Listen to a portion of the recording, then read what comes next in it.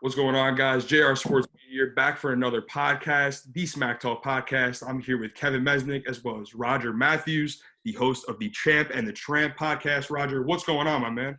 What's up, fellas? Thanks for having me on. What's good, boys? A pleasure, man. Quarantine shit, the NFL draft. I'm an avid sports fan, so it's the only thing that's keeping me going right now. Yeah, well, there is no sports, man. That's all you got is a draft right now. Hey, it's hope and a future, something that we could look forward to. The light at the end of the tunnel. There's no sports. There may not even be a season, but at least we get to see, hopefully in the future, who's going to be in the NFL. Yep. You got an NFL team that you're rooting for? I'm probably going to get hate. Actually, no. I just see your hat. I'm not going to get hated on. I grew up in New England, man. I'm from Maine, so. Right on. Yeah. Connecticut boy right here. So. Yeah, man. I grew up in Maine, so I got to be a diehard New England fan, brother. Oh, when I grew up, I'm fucking old. You guys are a lot younger than me. When I grew up, they sucked, man. I remember when we finally made it to, the Super Bowl when we played the Chicago Bears. I forget what year that was, but I was just a kid, man. We got smoked. And I was like, at least we fucking finally made it to a Super Bowl. And now, since they've had Brady, they've just been unstoppable. But right on. Now I don't have Brady anymore, though, so it'll be interesting to see what happens. But I'm a big Raider fan, man. I haven't seen a winning season in my entire life. So yeah. So you're a diehard, though. You know what I mean? You're a real fan. Yeah. What I say is they go 2-14. The 2 weeks that they win, they're like a holiday to me. I'll talk shit all week. Yeah, exactly, right? Yeah. So more. So just to get into this quick podcast. What's the greatest thing about being a father? I know I see your Instagram. You always post you're a very family-oriented man. So what does it mean to just be a father? I don't mean this like a diss in any way, but obviously you guys are some young men. It's almost hard to put into words. It is. It's almost indescribable. I mean, one day I hope you gentlemen find out and you get to be dads, but when someone tries to describe it, it's just beyond words, man. It's the most fulfilling experience that you could possibly imagine. It has, like anything, it has its ups and downs, but I would take the worst day with my kids acting like the biggest assholes ever over a day without them any day. It's just a fulfillment, but you have to be, I think the key is you have to be ready for it. A lot of people, they'll have children when they're not ready. A lot of accidents happen and things like that. I was ready. I knew I wanted kids and, when I had them. So, to summarize it in a sentence would be impossible, but it's just completely soul fulfilling, I guess is the best way I can put it. You are no longer living life selfishly for you. You are now living life for two other human beings that rely on you, so, and their mom, obviously, as well. Exactly. I think it's definitely a life-changing experience that obviously I have definitely not experienced I can barely take care of myself right now. Graduated college in this coronavirus pandemic, I don't know when I'm going to get a job next. So if I had a kid right now, I don't know if I would even be able to. So wait, you already graduated? Do you get to do your graduation, or have you already graduated? When did you graduate? Graduation. I think this is the last week of classes. So basically, I have basically graduated. They're actually taking it light on us. Basically, every class is basically going to pass you unless you really fucked up. Okay, but how do they? You don't have an honorary ceremony then, right? You can't, right? Well, my school, University of Hartford, is actually complete morons. They rescheduled it in December, but on a Tuesday. So I'm like, how am I going to take off of work on a Tuesday to go to? Yeah, right. Your first year in. That's crazy. Yeah, wow. Well, I'm going to tell ESPN, like, listen, I got graduation. You got to work, man. That's it, man. You got to grind. Yeah, they sent us all home. How's your quarantine been? It's been good, man. It's a little different in my household. Obviously, I'm a single dad. I'm divorced, but mom and I, their mother and I, Jenny and I, have been getting along really well. We're still holding, our normal custody routine. I'm an essential employee, so I still work every day, but we're on a very limited basis. I stay as safe as I possibly can. So children are really in no jeopardy. I should say very, very, very low risk jeopardy, and everybody's perfectly healthy and happy over here. So it's going well. I had them last night. Mom's got them tonight, and they don't get it. They're 3 and 5. They're almost 4 and 6, but they don't get it. They call it sickies. Like sickies is going on, so we can't go here, we can't go there. They kind of, they get a little feel for it, but hopefully, I don't really want them to get a feel for it. Hopefully, they'll never experience it again in their lifetime. Hopefully. Right. Or where are you quarantined out of? New Jersey right now? Jersey, yeah. I'm in Jersey. So what would you say the difference is? I mean, Maine, I've never even been to Maine. That's the great wilderness to me. So what's the difference between growing up in Maine and then living in Jersey now? Well, you said it, man. It's wilderness up there. I grew up a real country boy, man, like tiny little town called Cherryfield, Maine, population of under 1,000 people. Wow. Grew up hunting, fishing, all outdoor sports and stuff. my family, very traditional, values, good morals, good moral fabric. Dad building a small business, small oil company, dinner on the table every night at 5, very traditional, sort of just kind of all American family, but we spent an incredible amount of time outdoors. If we weren't doing homework or in school, my mom was like, get outside and do something. That's just how my family was. So yeah, a lot of outdoorsy stuff, spent an incredible amount of time in the woods and, dirt bikes and ATVs. And where I live now at the Jersey Shore, a lot of people have what they call summer houses at the shore, right? But when I lived in Maine, everybody had like a cottage on a lake or a river or something like that. It's not really, people kind of work on the ocean in Maine, like a great deal of my friends up there are lobster fishermen, but not a lot of people have houses on the ocean. It's mostly southern Maine, really, like Kennebunkport and stuff like that. But most people go to lakes, rivers, and streams up there, and that's what I did. And we raised a lot of hell on a lot of lakes up there. So that's what life was like before being on the Jersey Shore, right? Yeah, man. Well, I moved to Jersey when I was 22. So my parents, even though I did grow up in a very traditional household, my parents were married for about 26 years. They separated, and my mother's a Jersey girl, so she moved back to New Jersey. My sister followed shortly after. We were older. I was 17. My sister was 18 when my parents separated. It wasn't anything crazy. It wasn't a crazy tumultuous life or whatever. They just kind of grew apart. My mom moved back to Jersey. My sister followed shortly after, and then my sister was in the she worked full-time, but she had a part-time gig in the Army Reserves, and she met a guy in the Army. They had a child. So when my niece was born, I came down to visit, drove down to Jersey just to meet my niece. She was probably 6 months old, and bro, I was 22 years old from a little tiny town in Maine. I came to Tom's River, which is right next to Seaside. We're an hour out of Manhattan, an hour out of Philly, 5 minutes from Seaside Heights. And I just saw, listen, I'm gonna just tell it like this: titties and ass everywhere. And I was like, I gotta move to Jersey. So like a month later, I moved down here, man. I didn't know anybody. I rented a house down in Forked River for a year, and I was a hillbilly, bro. I was about 190 pounds maybe when I moved here, 6'4", string bean. Didn't know anything about lifting weights or working out or anything, but I knew what I liked to look at for girls. I knew the type of girls I liked, and I knew what they was into. So I just did some basic math and was like, I got to join a gym, put some muscles on, spike the hair up, and I can do this. I had to get rid of the Maine accent, and so who would have thought I would have ended up hooking up with a girl from Jersey Shore, but. Yeah, that's man. So it wasn't a culture shock to you. You're like, I know what I need to do. A little bit of a culture shock, but I guess I'm just kind of one of those guys that adapts quickly, and for the fitment to be right for where I wanted to be. I made fast friends with, I guess, the cool crowd, but they look different. They were all jacked and tan, and I'm this kid from Maine wearing fucking like Carhartt shit. You can hang. I was like, I just gotta adapt. You just gotta adapt to your surroundings, Right. So, yeah, I just adapted, and honestly, 90% of that adapting was for girls. You know what I mean? So yeah. So Roger, speaking about all these experiences before you obviously had kids, what is your most prominent memory right now of the early stages of being a father? What is your most fondest memory? Oh, well, I was in the room, man, when both of my kids were born. I was right there. My kids were both induced. You can get induced if you make it to 39 weeks. Like mothers carry for 40 weeks. If you make it to 39 weeks, you can go in on the 39th week and they'll induce you. They'll give you medication to actually make the baby come out. And that's what we did with both. And, I helped deliver. We had a really cool doctor that delivered both of our children. He was Dr. Rezai, I'm sorry. Nicest guy ever. So obviously Melania's my older child. He let me cut the cord, kind of help guide her out and stuff. But when Grayson was born, our second child, my son, I literally delivered him he stood there and told me what to do. And I didn't know he was going to do it, right? He was like, Roger, he said, Roger, glove up. You're going to deliver your son. And I was like, yeah, right, he's fine. There's like no way they let you actually do that, right? I was like, this has got to be against fucking policy. And like, what if I drop this kid? There's no way he's fucking with me, because he had a sense of humor.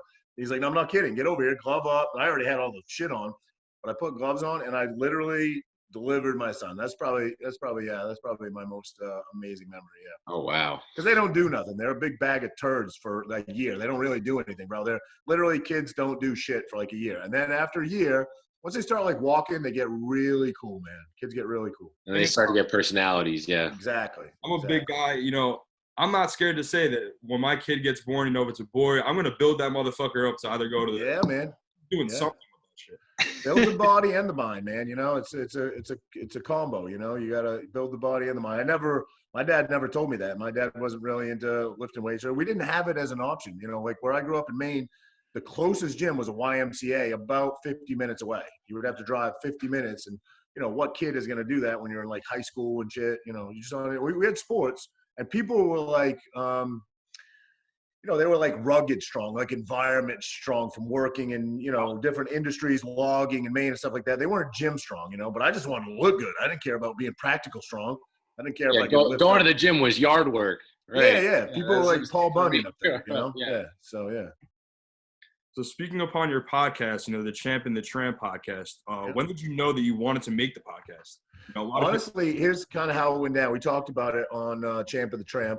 So Frankie, you know, he's obviously going to be a UFC Hall of Famer for sure. He's had an illustrious career. He's an amazing dude, but I think he knows that he's probably on the you know tail end of his career, and he's looking to do other things. And he owns a UFC gym. He's got a bunch of stuff going on. He's got his own supplement line and stuff. But I think he wanted to work with his mind a little bit too. He's a funny dude. If you get him out of his shell, he's an intellectual guy. So he called me one day. We've been friends for 15 years. And sometimes he just doesn't phrase things right? His friend Chris Ligori, who he also trains with, Chris has also fought in the UFC, said, hey, man, Roger would be a good fit. You guys would be a good fit for each other to do a podcast together. Well, this was like 2 years ago. I didn't even know what a podcast was 2 years ago. So Frankie called me one day. We were just bullshitting for a couple minutes. And he's like, hey, we actually just passed each other on the road. And he called me. He's like, his question was, have you ever thought about doing a podcast? So I just thought he was like talking about me. Had I ever thought about doing one? And I barely knew what one was. And I was like, nah, man, I never really thought. Well, what he meant was, hey, you and I should do a podcast together. But that's not how he phrased it. So like a whole year went by where he thought I was like blowing him off before he ever brought it up again. And actually, Chris Ligori sent me a message like, bro, you and Frankie would be great. And then I was like, oh, shit, is that what he meant? Like a fucking year ago? And he asked, so, yeah, it was a couple years in the making. But about a year ago, we started putting it together. We started looking at some companies that might want to, you know, have us as hosts in the podcast room that were already set up. We met with a few people. It was a viable option, but there's a lot of travel on it. We'd have to drive to Jersey City and things like that. We just decided to do it all on our own, man. And I think we're in it for the right reasons. None of us are in it because we want to be rich or famous or, you know, anything like that. Honestly, it's bro out time. It's probably what you guys are doing. It's bro out time. If it never goes anywhere and we have 5 listeners, we're going to keep doing it because it's bro out time. You know, I mean, hopefully it does, but if it doesn't, that's not our focus. We enjoy bullshitting. I think that we do offer something for our, fans, if you will. I think, you know, there's some funny commentary on there. Obviously we talk a lot about UFC sports stuff because Frankie is a legend, but yeah, it was a conversation basically that happened 2 years ago that about a year we picked that conversation back up, and then we built the podcast room in Frankie's basement. We actually built it ourselves, and we're not tech guys, man. The tech side is the hardest part of this, but you should know after the whole Zoom debacle, but the tech side is the hardest part to figure out because you have to find a host site, you have to edit, you have to, you know, that's the tough shit. If you can talk and you have the gift of gab, the podcast isn't that hard to put together. It's everything else. So. Exactly. I always find it interesting when a public figure goes into a podcasting because everyone always has a different story. You know, like a guy, you know, a retired athlete, he links up with a fellow teammate and they decided to do a podcast. That's usually how it works. It's not usually planned. That's why I asked you that question. It's just interesting. We are definitely the odd couple. A lot of people are like, why would a reality TV guy and a UFC guy? But first of all, it's organic. It's organic because we live 5 minutes apart. And we've been friends for the better part of 20 years. And we got a good vibe, and I think it's cool that we come from 2 completely different backgrounds. You know what I mean? I think that's cool. And so, are you into UFC yourself? What's that? Are you into UFC yourself? Oh, I'm not actually. You guys are probably going to ask me a lot of traditional sports. I call traditional sports, you know, football, baseball, basketball, and I do follow it a little bit, but I've never really been a traditionalist when it comes to sports. My kind of underlying opinion of that is, you can take a guy from Texas that New England will pick up. He'll play for New England for 4 years. He'll make $20 million, and he'll get traded to Colorado. And then, you know what I mean? Like, where is the real sense? So I'm more of an individual sport guy. I love X Games. I love guys that jump on a dirt bike and try to bust out, you know, Travis Pastranas and stuff like that. They're sort of individual athletes that do it or did it up until the day they started getting paid for it because they just had a real love of what they do. Right on. Frankie was a street fighter before he was ever a UFC fighter. He's an individual athlete. I get behind those guys a little bit more. I think they're more self-motivated. You pay a guy $20 million, I'll go anywhere in the world to play. And it kind of robs it a little for me of the hometown mentality of this is my town I play for. So, yeah. Do you find yourself more interested in UFC now since starting the podcast? No, I've been a diehard since UFC 1, bro. I've been a diehard. I've loved UFC. I've seen, you have to remember, they used to, back in the early days, they used to show UFC, there'd be like 2 or 3 a year. I mean, now there's literally one every weekend. Every weekend. So yeah. I still miss them. They're not even stopping during this ones. quarantine. They're not stopping during the quarantine either. Yeah. Dana White wants to keep it going. He's gonna, man. They're now sanctioned. I guess they're gonna get a fight in Florida. I mean, the WWE just did it, so why can't UFC if the WWE can? Who are some of your favorite fighters right now? Well, I mean, obviously my boy Frankie, I gotta say, but my favorite fighter of all time is Dan Henderson. He's my favorite fighter of all time, man. I love Dan. Hendo bomb, the H bomb, Right on. I was always a Uriah Hall guy. Yeah, Uriah. Ultimate Fighter days. Yep. No one's the king. He was super hyped, and he started out really well, and then he just kind of got derailed a little bit. But Uriah is a straight stud, man. Straight stud. He has a killer back kick. I remember when he knocked back kick. Yeah, he does. He knocked somebody out on that show on season. Yeah, 1. right in the head, bro. He caught that kid in the side of the head. Oh, you yeah. heard it, man. The echo. It sounded like a pineapple getting cracked open. Roger, you ever met Bones Jones? Was that? You ever met Bones Jones before? Yeah. I met Jon Jones. Probably his second fight, maybe, or something like that. His second fight in the UFC. I met him at Mr. Olympia. He was repped by his manager, Melky, reps a lot of UFC guys. But Melky came up to, this is back when I was, with Jenny. We were there at a booth. Jenny was promoting for some product. I forget what it was. I was just there with her hanging out, And his manager brought him up and introduced him. And he actually ended up coming out with us that night to the club. And he was, listen, man, how well do you get to know somebody in an hour? I don't know anything about Jon Jones, but in that hour I spent with him, he was a very nice guy, very humble guy. Obviously he's got some demons. Frankie and I talked about it a little bit on the Champ and the Tramp. I don't understand how usually, like, if you're at the pinnacle of your career and you are the stud of whatever sport you're in, right?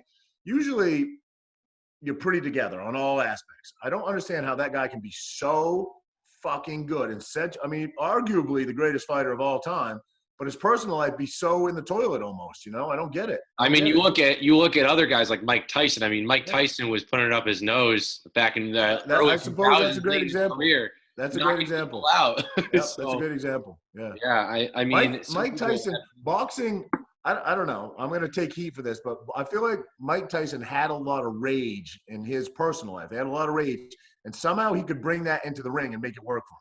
Mike Tyson fought with rage, and he would annihilate people.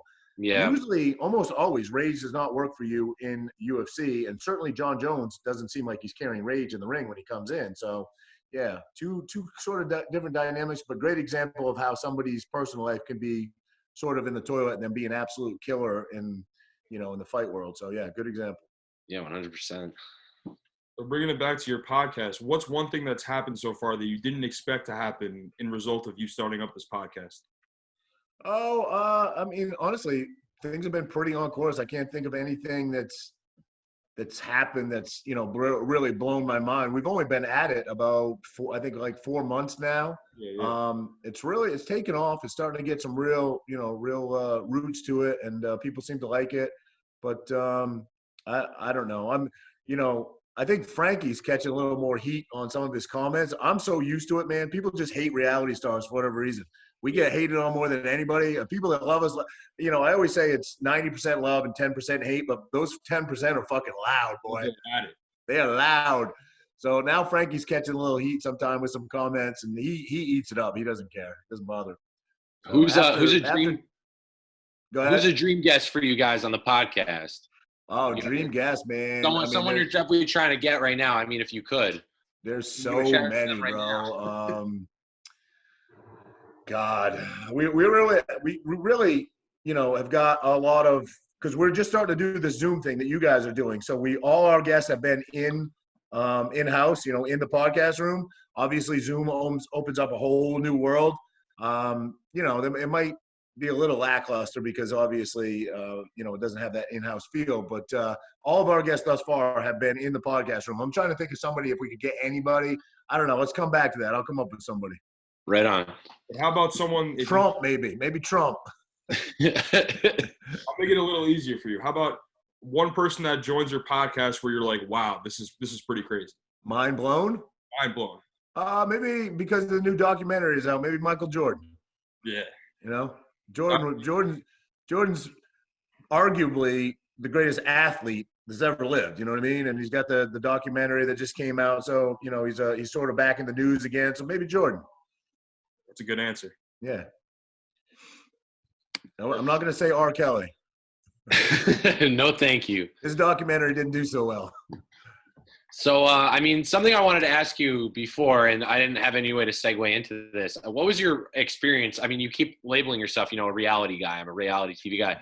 What was your experience like being on reality TV? I mean, positive, negative? I mean, how do you feel about that part of your life? I mean, man, that's a tough one. It definitely had both sides, no question. Definitely had both sides. You got to remember that I was just the boyfriend of a reality star. That's really all I was. Guy that spent a lot of time in that house and on that show. But I was never a cast member. I still got up every day, worked a normal job, still worked my union job every day. So the joke me and Gianni always made, Nicole's husband, was that we were B-roll. We always called ourselves B-roll, Yeah. B-rolls is like that footage they shoot where it's like segue footage, We were always like, we're B-roll. And I was always cool with it. I didn't get into that relationship to be famous or rich or anything. I never quit my job. I always stayed the same guy I was. But there's pros and cons to everything, man. I mean, people that loved that show loved it, and people that hated it hated it. So it depended on who you ran into. But I always say it was 80% love and 20% hate. You know what I mean? It was somewhere in those numbers there. So was it any disorienting with cameras? I mean, you said B-roll, you worked a normal job. Would you just come back and there'd be cameras and then you're like, okay, still living life? No, if you mean paparazzi, no, I didn't personally, but when I was with Jenny, we did. If we'd go somewhere back in his heyday. Yeah, back, that was 10 years ago. You got to remember when that all started. So we'd go places. Right. And, especially LA. LA is paparazzi. That's the paparazzi mecca out there. Florida seemed to be pretty bad too. And they chased you on mopeds, man. Mopeds was like their go-to. I guess they're like really mobile and they don't have to like park them when they have to jump off.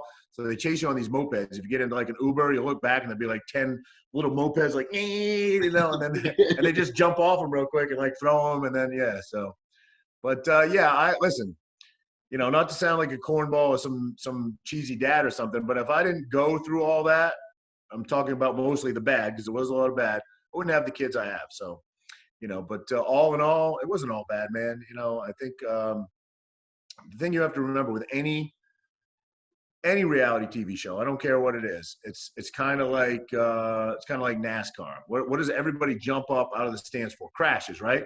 Hockey. When does everybody jump up and really start paying attention, right? When there's a fight on the thing. People really jump up and start paying attention when there's drama on a reality show. So a lot of the negative, a lot of good things happen that you'll never see. Here's a good example. I went to Italy. When they were in Italy, I went to Italy for like 3 days. Hung out over in Italy. We got along great, did sightseeing, went to dinners, cameras follow, the MTV cameras followed us everywhere.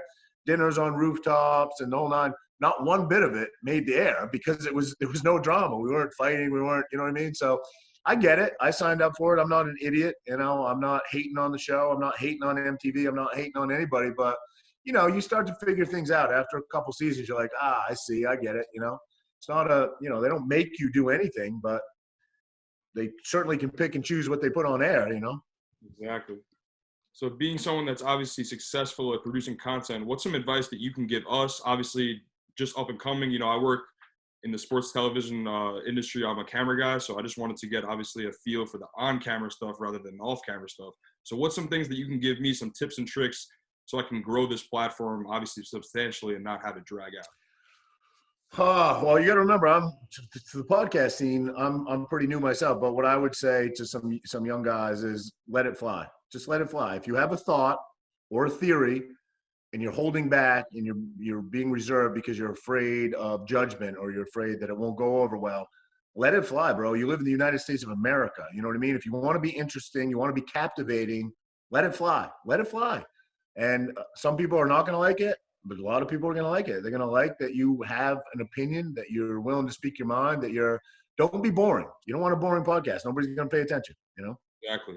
And I think it's like you're never going to make a shot unless you shoot it. So I just keep going forward because I understand that if I don't do something, someone else is going to do it. And when I want that position, someone that me, you know how it is. So it's that grind. Conor McGregor, right? Most captivating, polarizing UFC fighter there is. Bro, he got there because of his mouth, because he don't hold back. Chael Sonnen, another guy. Like, they're outspoken. They're not the greatest fighters who have ever lived. They're very talented, great fighters, but they're not this guys have beat them. Khabib Nurmagomedov, I would say, is hands down, bar none, a better fighter than both of those guys. And he has maybe he's not the best example because he does have a huge following, but Conor McGregor cashed some huge checks, not because he was the greatest fighter who ever lived, although he's an amazing fighter, but he talked the talk and he captivated people. And when you're polarizing, you captivate both audience. Even the people that hate you follow you. They want to know what you're doing, what you're going to say, So let it fly. That's my advice. Let it fly. Thank you, my man. I really appreciate the advice, and I appreciate you coming on. Thank you guys for tuning in for the SmackTalk podcast. Roger, where can we find you on social media? I'm at Roger Mathews NJ on Instagram. I just actually signed up for TikTok like 2 days ago. Roger Mathews NJ. Pretty much everything's Roger Mathews NJ. Twitter, which I don't even use much anymore, is Roger Mathews NJ. But yeah, check me out. Champ of the Tramp. We release up until this COVID-19 thing happened. We took a couple weeks off because nobody really knew what to do. We have the podcast room built. We were so used to doing it there. We weren't used to this Zoom thing. So we did take a couple weeks off, but we basically drop every Tuesday at 3:00. We put a new episode out. Got a little bit off track with the COVID, but we're back on track now. We kicked our producer out. So now it's just Frankie and I in the room. We still turn over everything to our producer, but he's not in-house. So we're still social distancing in the podcast room. We're 6'4" apart. We measured it. So fucking haters can hate, but we're 6'4" apart. There you go, my man. Thank you once again for coming on. Thank you. Thanks for having me, boys. Be well over there. Good luck with your podcast. Thank you. All right, gentlemen. Best of luck with yours. Thank you. Yeah, brother. Just like that. Thank you, boss.